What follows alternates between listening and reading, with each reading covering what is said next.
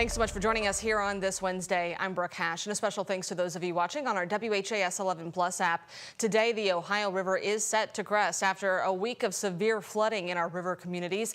The National Weather Service said it'll top out at about 37 feet, more than 20 feet higher than the water level normally sits, making it the 8th highest crest on record. Now, the clouds, they're starting to move in ahead of some of that overnight rain. We are checking in with meteorologist Matt Breland to talk about what is in store. We hope you enjoyed some of the blue skies that we had, at least this morning, Matt. That's right. Yeah, we did have a quite sunny start to our day, and we still do have some sunshine out there, but we are expecting the Ohio River to crest within the next few hours. The latest update from 11 a.m. They've been updating this about every hour, so we should be getting a new one here soon, but the latest one has it at a level very close to 36 feet. Is expected to reach 37 feet as we head further on into the afternoon hours. And then we're going to continue to see 37 feet as we go further on into the day. This is the latest forecast from the Water Prediction Center. 37 feet will still be around until about Friday. That's whenever those water levels will start to gradually begin to recede. And then it's really looking like we won't be out of we won't be out of moderate flood stage until we head into Sunday. That's whenever we'll start seeing that noticeable recession of the river. So it is still in good timing that we have to deal with that flooding, or the Ohio River flooding around. Here's a live look at I-64. Temperatures right now at 51 degrees, but you'll notice a lot of the water still across portions of downtown. So still remaining very much a flood zone around there, and we won't see any noticeable receding until we head into the later parts of the weekend.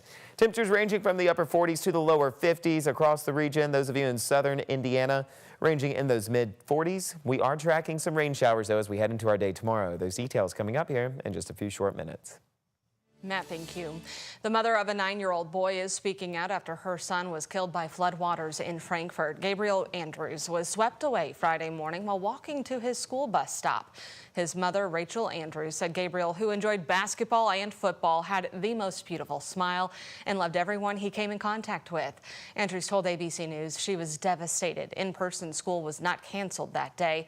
The Franklin County School District is on spring break this week and has not answered our request for comment. Parts of Nelson County remain inaccessible to outsiders with flooded roads and feet of water surrounding towns like Boston. More than 70 rescues have taken place there. Our Alex Dieterer and photojournalist Levi Hammer were in Nelson County Tuesday, where some are already cleaning up and remembering lost ones taken by those storms. The edge of Lebanon Junction and Boston, Kentucky. Cleanup underway for Jim Stark's home. But just yards away from Stark's home sits a somber reminder of how deadly these waters can be. One swoop and you're down and in trouble. A black truck, half covered by floodwaters, marked with a large red X on the window, the driver door open.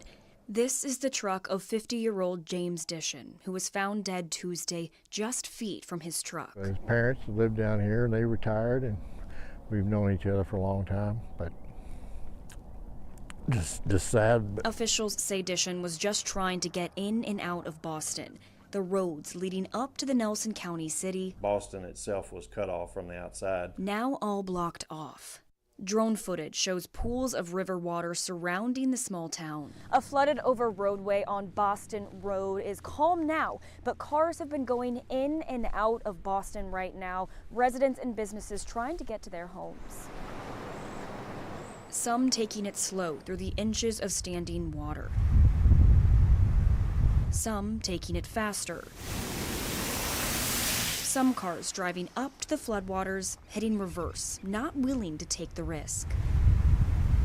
Nelson County EMA Director Brad Metcalf says the county's made 66 rescues since the flooding began. We've had so many unnecessary rescues just because of people driving around these barricades. On Saturday, a 74-year-old woman was found submerged in her car on Nelsonville Road. You just don't want to take your life into your own hands. Nelson County now turning their resources to flooded Boston. And we will be setting up for distribution of water, cleaning supplies, food, any other needed assets that they're going to need. And as the waters recede, cleanup continues. You know, they were good folks, hardworking. But the lives lost in these deadly waters will be remembered. In Nelson County, Alex Dieterer of WHAS11 on your side. Nelson County has dumpsters for debris drop-off. They're available now, and you can see a couple of those locations on your screen. The Boston Fire Department, one of them, 2 in New Haven, and the landfill is also free for drop-off. Kentucky's Governor Andy Beshear says the Commonwealth will be applying for individual assistance from the federal government. That means families can apply with FEMA to get money to help them recover. But the governor and the state emergency management director said they need enough information and evidence from you so the president can sign off on this. That means there are steps you need to take if your home has been affected by recent floods. As we're doing our initial assessments on those properties that are now starting to see the water recede, make sure if you're doing your own home that you're documenting that in case one of the local officials show up to get those pictures. You've got damages of the photos of the damage that occurred at your property. Make sure that we can properly document all the things that you've had to deal with over the last few days.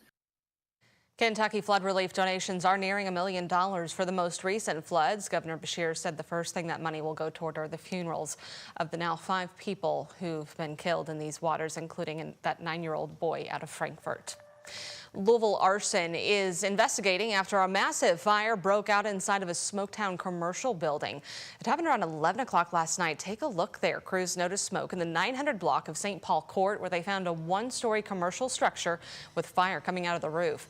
It took 35 firefighters about 40 minutes to gain control. Fortunately, no one was hurt. Metro Police have identified the 3 people who were shot and killed in the Portland neighborhood Tuesday morning. It happened just before 5 a.m. on Griffiths Avenue, close to Northside Christian Academy. Officers found 2 men and a woman dead in a home inside from gunshots. We've learned they were 37-year-old Mallory Cox, 49-year-old David Clark, and 37-year-old Robert Outer. Anyone with information on this shooting is urged to call the LMPD anonymous tip line. That number is 574 LMPD.